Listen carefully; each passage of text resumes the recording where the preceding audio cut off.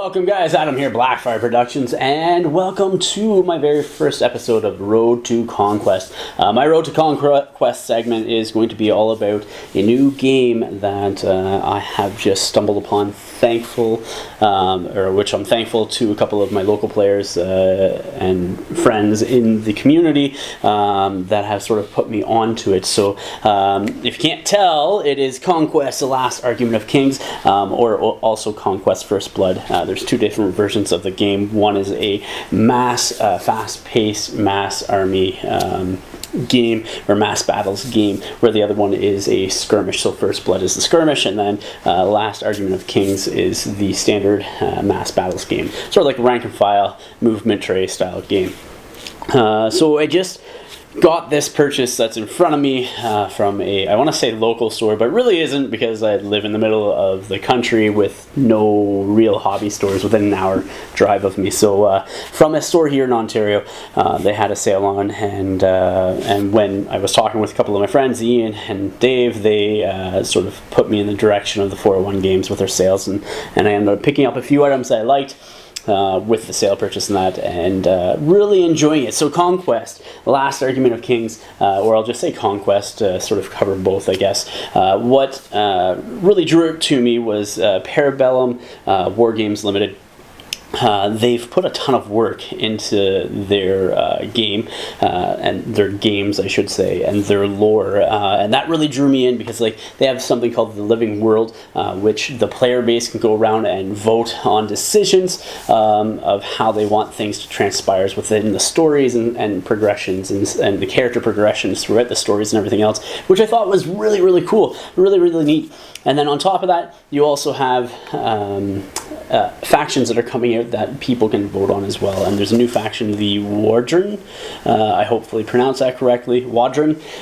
They're basically like orcs that ride dinosaurs. And like as soon as I saw that for the models and stuff, and the reveal in that, when I saw those, I was just like, yeah, I'm gonna get into this game. And between everything, is just super, super excited me. And I'm gonna start, hammering out an army. Now the Wadron aren't out yet, but I will get them eventually. But instead, they have 4 affiliations that are currently out, and I went with the Nords, which are one of the 4. So basically, think the Nordic Vikings of yesteryears, and that's what the Nords are here almost. Really, really cool. It is a fantasy game, if you can't tell, because I got a big giant standing in front of me that I put together.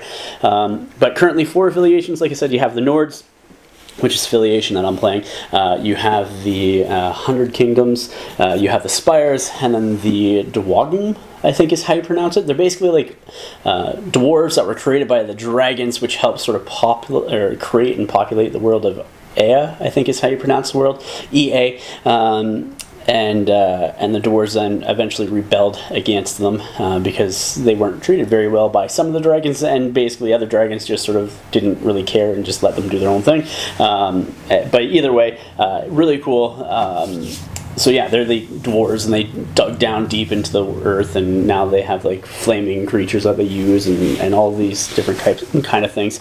The Spires are, I want to say, an alien race that came to this planet and locked the portal that they used to get here from behind, so whatever they're running away from couldn't find them, and they currently have a ton of clones and use like biomancy and stuff like that, so it's pretty neat.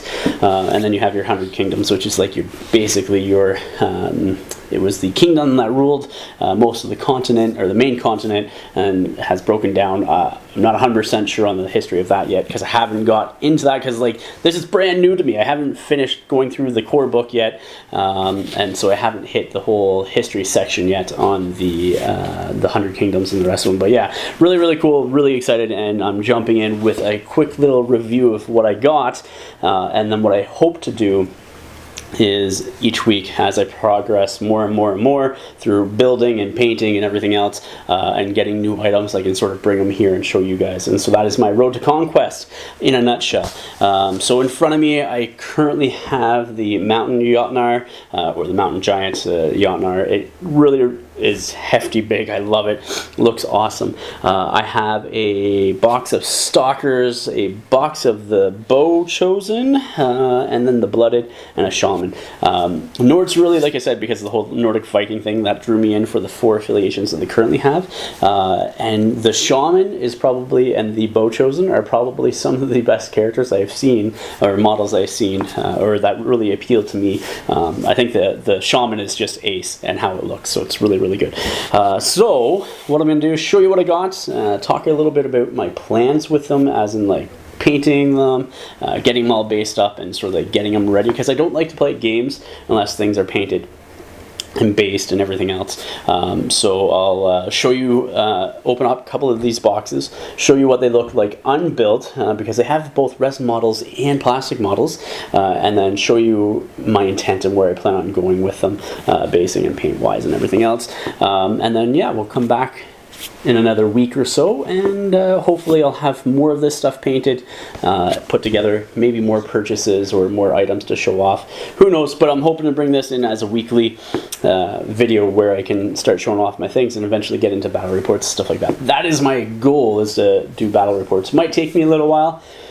And the community in this area, I think there's like currently 4 of us, and when I say community, like we live in a small community, Kawartha Lakes area, and it's like a whole bunch of small hamlets and villages and towns that are sort of under the Kawartha Lakes, or city of Kawartha Lakes sort of heading, but they're not a city. So there's like 4 of us in the area, and when I say the area, it could be like an hour apart between us that are picking up this game and playing, so it's nice. And we're hoping to see that grow and get more players going. Anyhow, let's show you some of these models, because they're really freaking cool, and then we'll go from there. So here we are. First product or item that I'm going to show off is the Conquest Companion. Companion, not Companion. And basically what it is your rule set to the game, with your stat lines for all your different characters and models, as well as your, I want to say like 120 pages of history and lore in there. So it's really hefty. Page count I think is like 301, somewhere around there, and to have almost half of that of lore and history, they've put a ton of thought into this game. The artwork is also very exquisite. I love the darker sort of artwork that they have for it and stuff like that. It's really nice. So without further ado, let's open this up. You obviously have your basic cover page in here. Nice map to of Ea. I hope I'm pronouncing that right. I am trying. But yeah, so it has all the different regions. So Menheim, which is where the Nords are from, and then the Old Dominion, the Wastelands, and then the 100 Kingdoms here as well. I know they're, during the voting for the next faction, there was the city-state, the Old Dominion, which I think is what won out, and I cannot remember the last one, but the Old Dominion is like undead Roman soldiers is what it reminded me of, if I had to put it to put like a classification to it, where the city-states was sort of like a Greek mythology style, and I cannot remember what the third one was off the top of my head, unfortunately. But yeah, so that's the world there. Pretty cool. So my Nords are all the way up in the north, in the ice and snow. So there's one of the spires from the Spire guys. But yeah, you have that nice sort of like parchment, glossy finish to the paper and everything else. But yeah, you're forward from Parabellum War Games. So yeah, here's the table of contents. So chapters totaling of 12 throughout this. So you have 5 chapters for your history and lore, and then you have 12 chapters, sorry, for actually playing the game and everything else. So yeah, and you can see the artwork like down here. Just it's super, super, super good. But yeah, so I am currently, I'm only on like page. Don't judge me. I grabbed my son's Cubone Pokemon card. I think I'm only on page like 36 or 37 of the 120 some odd pages of lore. Sorry, a little bit more. I'm going to be on 41. But yeah, so full lore, freaking awesome. Really good stories, really good read. And so yeah, it's basically like a mini novel in there. But yeah, so you go through, you can see the artwork and everything else. That's one of the Dwagum, the dwarves of this realm, which is pretty freaking cool. I do like how they were basically servants to the dragons. So, but yeah, so that's that. And then you get into all the other faiths and everything of the 100 Kingdoms. And then eventually, once you get to like page, I don't know, 128, you start actually getting into all the rules and everything else, and stat lines and that. So I'll put that there. Basic stat lines broken down into your type. Well, here it is here. So you got your name of your unit, obviously, the class, which is like light, medium, or heavy, and then the type, which is infantry, cavalry, brute, or monster. You have your basic stats here, very similar to many other style of miniature games. So your movement, your volley, your clash, your attacks, your wounds, your resolve, and then defense and evasion. So basically what you do is each character will contribute a number of attacks for attack roll, and you roll that, and you're trying to equal or roll below your clash value of whatever your unit you have. Your character or your opponent then grabs that number of dice that you've succeeded on, and then they have to roll that and choose either to use their defense or evasion and roll under that score. Obviously, there's other modifiers and stuff like that. After that, you have your resolve, and that's basically how like stern you are, and like a courage value in other games. And then you roll any unsuccessful saves. You roll and compare those to resolve. So basically, if you take 3 wounds or 3 hits on your unit, your regiment, then you'll roll that number of hits again after taking the wounds, and then roll that number of dice, I should say, again against your resolve, and that's how many extra hits you have, basically. In a rough overview, it's not, all the details aren't there. I have read the First Blood, slightly different than this book, because I started reading the First Blood book before I got this in hand. So turn sequence. See, like, this is that artwork. Like, the artists that they have on hand for doing this is just fantastic. I love it. Great work, great work. But yeah, just dark and gritty and everything else, and really it sort of made me. It sort of helped make me, helped make me decide on my painting style that I was going to try for this army as well. So turn summary, you basically have 5 different phases. So you have your reinforcement phase, your command phase, the supremacy phase, action phase, and then victory phase. What's cool about this is your characters and your regiments don't start on the board. They actually come in as reinforcements, which is broken down here. I won't go through it all. And then how you determine, you have cards that come in the boxes, which I'll show you shortly. They're command cards, and basically what you do is you stack them in the order that you want the units to activate throughout your game, and you go through that, and you activate them as they come up. So it's interesting. It adds a little bit extra tactical depth to who you want to activate and when, and to the gameplay. So I really like it in that sense. But yeah, so let's just keep on going. I'll flip all the way. I'm not going to show you all the rules or anything or each page, but at the back you have your. I'm just going to show you. You have your units and stuff like that. So over here, so this is a steel forged. It looks like it's Dwagum, regiment. But like you can see that it has its point cost, the special rules and everything else, and then options I can have in that. So, but yeah, so that is the basic book, Conquest Companion. I know they have a paperback version of this, as well as PDF versions that you can also download online. But yeah, so let's open up. Actually, let's show you some models that I've built already, and then open up the other boxes, show you what they look like when they're not built.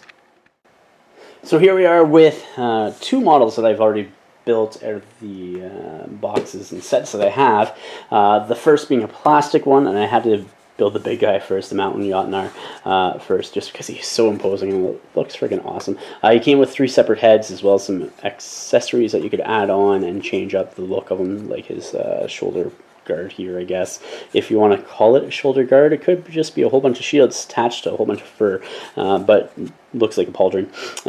And then he had some shields that he could put on that side as well, as some other little bits and pieces. But yeah, so super imposing figure. Probably stands to be 6 inches tall, I'm gonna say, about there. So threw them together, threw some cork on the base, and then use some watered down PVA to seal it in there, because I'm going to prime them here shortly, probably this afternoon when I'm done with this video, and then start painting them up soon-ish. But yeah, so overall I'm happy with the model. I do like it. I know that there was a couple of things, like just with the lines and such, where the two pieces connected, they didn't connect flush, and so I had to use some green stuff. Same with here to sort of get those lines filled. But overall, like, that's not gonna stop me from using this hefty model and this wonderful angry mountain Jotnar. But yeah, so that's that one. Definitely a centerpiece of an army. This is one of the resin ones. Like I said, it's the Shaman, and I absolutely love this figure. Can't wait to do some like tattoos on his bald head and everything else. So yeah, but like, you got the fur cloak, or the long sort of dread style hair, braided hair, robe flowing underneath. You can see like there's a skull down there and some skulls up there. Just really, really, really, really cool. So I love this model. Probably, like I said, one of my favorite between these guys and the Bow Chosen. And the Bow Chosen, it was the leader of the Bow Chosen, I think, that has like the raven on its arm.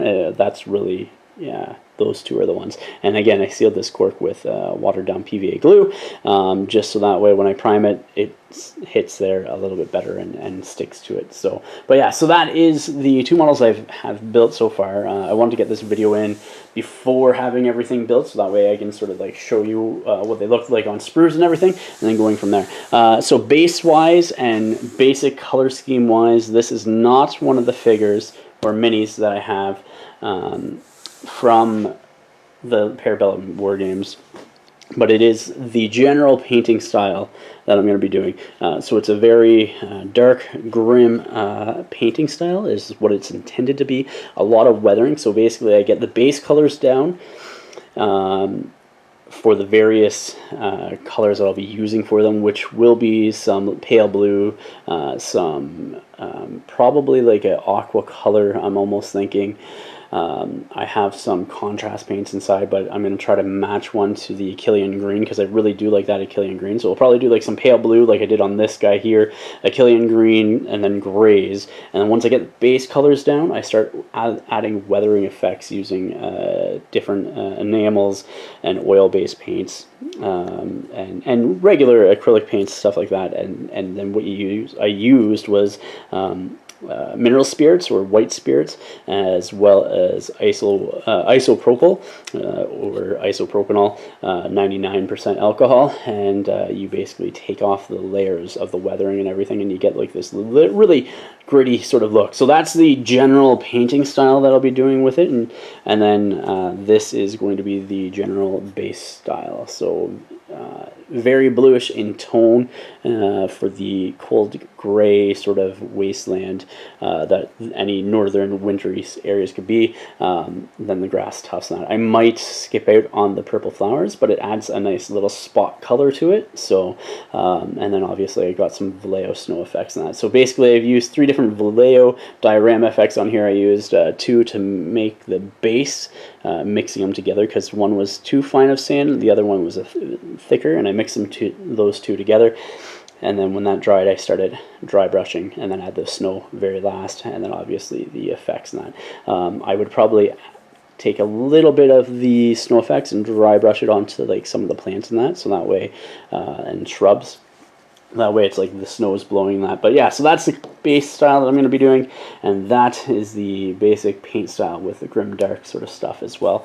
But yeah, I was just following along with a tutorial I found on YouTube, and so he basically has like a ton of that grim dark painting styles, and so that's what I'll be following up. and then doing all the rust and dirt and grime on these guys. The skin tone on these guys as well, I'll show it off here. I don't know if you can see it all that well. But that hand there, it was basically Kislev flesh from GW with some, what is the white flesh called? Pallid Witch flesh, I think. No, Flayed One flesh mixed together to get the highlights. And then I added a little bit of watered down red Crimson Careberg or whatever wash from GW for the warmer sort of areas, and then underneath I took some of their blue wash and added that watered down as well, equal parts, so it makes it very thin to sort of get that feel. Think like Valhalla Rising, if anybody's ever watched that movie, that it can be very dark and gritty and stuff, and that's what I wanted and with these Nords and Vikings. But let's open up, I guess, the Blooded next. Alright, so the Blooded, this is what their character boxes look like. It literally is a slip box. The artwork on the front with their Conquest and the name and the faction affiliation there. And then you can see some of the photography photo, or a photo of the actual miniature on the side there. And then just some information of what's in the box and everything else, and warning labels. But yeah, so let's open that up. So it is a slip box. Just pull that right out. You have your model in the plastic, and you have the command card. So what you do is you'll have all your command cards here, like so. See, like that's just so awesome. I love it. I love it. But you have your command cards, and you'll just stack them all in the command phase or whatnot, and that will be like the order that they activate. So yeah, let me get into this resin model. I was surprised when some of these models, when I found out that some of these models were resin, when I started looking into purchasing them and stuff like that. I thought they would have been all plastic. Not that this is a complaint. The resin is really good. I've had way worse resin from other game companies. So that's the body of the Blooded. So think like massive Viking with a massive like claymore just jumping down on you. So you can see the detail there. Pretty good. I like it. All his leather armor, his hair, everything else, beard. Look at that face. Can you see that face? Look at that. Just fantastic. Yeah, and then there's no options for him. It's just one set pose, which is okay. Maybe one day Parabellum will be making extra options or extra versions of these characters later on. Who knows? I don't. But yeah, I do love this guy here. He does look very intimidating, almost as intimidating as the Mountain Jotnar. So the claymore itself, you'll find a little bit of flashing and stuff on these guys, but I found when I was building the Shaman that it came off quite easily. His other arm, all the muscles and everything on there, and then lastly also his hair, like so. But yeah, so it looks like really going to be a really easy build. I know the Shaman was super simple. It literally was his arm and staff was one piece, and then his torso was another. Well, I shouldn't say his torso, but his whole entire body was another, and he just glued his arms in. They were just like little holes in there, and you'd plug it in, away you went. But yeah, barefooted Shaman, gotta love it. So let's open up, I guess, the Stalkers next, because that is the only other plastic unit that I have on sprue at the moment, until I get more stuff, which I'm hoping to see some stuff very soon, and I can do another one of these little unboxing like videos, I guess, for you guys. So what I'm going to do is put this away, get the Stalkers out, and be right back.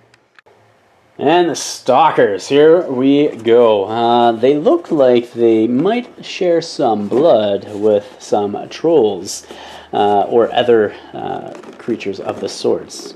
You can see weird ears and everything else on here.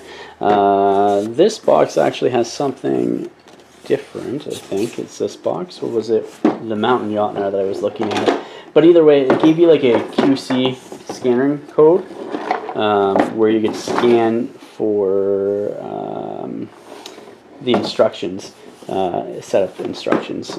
One of these boxes, either way. But yeah, maybe it was the inside of the box. Yeah, I think that's it here. Yeah, so so you have the QC code here for the assembly manual. You can also just go online and do it. But yeah, so same thing. Artwork on the side of the box with the names, everything else, right? And then comes with your 12 models on sprue. It gives you 4 of the stands, and then your 12 bases in there. You got your singular command card, and then your actual sprues of minis. So this looks like it is it three of the same sprue with leader options. So you have a 4th sprue here that looks like it has like your leader and standard bearer options. You can see the plastic there, it's pretty good. When I was putting together the Mountain Yachtnar, the only thing that I would say with putting these together is that some of the areas, the connecting joints, I can't really find too many here, but they were really thick with plastic, and when I went to snip them off, I snipped off a little bit of like the fur trim on the Mountain Yachtnar and stuff like that, but like overall it's fine, and the detail on the actual miniature is fantastic as well, so can't complain about that. And the fact that like a unit of these guys is like less than 50% of the unit of like 10 models from other companies. It's insane the value that you actually get. But yeah, so you can see there's still some like flashing and thicker plastic. But yeah, so just be careful where you're cutting and when you're cutting these out. But yeah, so that's, I'm not going to show you all the sprues because they're all the exact same. So you're going to get, it looks like 4 characters and then 3 copies of each one. So at least that's what it's looking like here. I haven't downloaded the assembly manual yet because I wasn't going to build them, like I said, so I'm not sure if you can mix and match yet, but I'm assuming that you'll be able to, which is nice because then you're not getting the same character over and over and over again. But who knows, we'll see. I'll see what I can figure out. If I can't, maybe do some customization, stuff like that. But I'm really looking forward to getting these guys done. Let's show you guys the Bow Chosen next, because the Bow Chosen, like I said, they were one of my favorites. Love the look of them. These guys actually come with the box. It's slightly different. So you got your box art. It's a flip box instead. You have your assembly instructions on the inside, which is nice. There we go. And it tells you all your components and that you need to build each of the characters. But yeah, that's the one. That's the one with the raven on her arm. I absolutely love that model right there. This one's pretty cool too. He's pretty neat. But yeah, so looking forward to getting these guys painted up. Again, you have your command card there, Bow Chosen. Backside, you have your stands as well as your bases for them. I might as well actually open up. I don't think I did, but I'll just rip a hole in one of these. Ugh.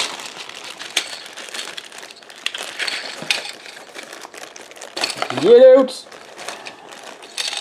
So that's the stand. Comes with 4 people on there. Yeah, which is handy. And then your base obviously just fits nicely in there. So my intent obviously is to decorate these all up and everything, so that way they'll match the bases and go from there. But they're solid, nice plastic. Now get back in the hole. Are you too good for your home? Happy Gilmore. Missed that movie. Haven't watched it in a while. Might have to do that. So anyhow, yeah, let's open these guys up.